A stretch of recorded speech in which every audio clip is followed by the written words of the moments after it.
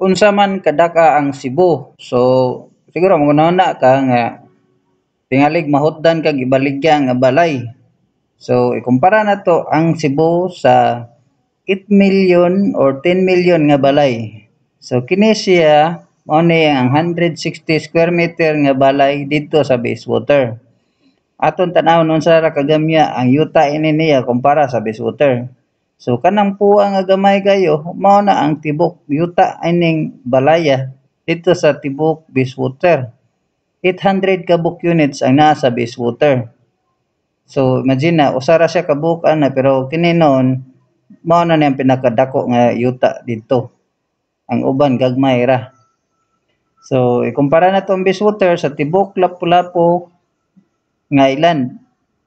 Mao ning puwa nga gamay kaayo ang tibok subdivision sa Basewater. So ma-imagine mo pila ka book Basewater ang masud sa Lapu-Lapu.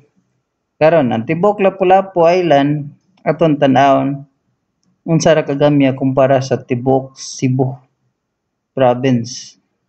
So ayaw kawuri kaya na kay dugay pa ka mahutdan og mga balay nga 10 million ang price nga pwede pa nimo ibaligya.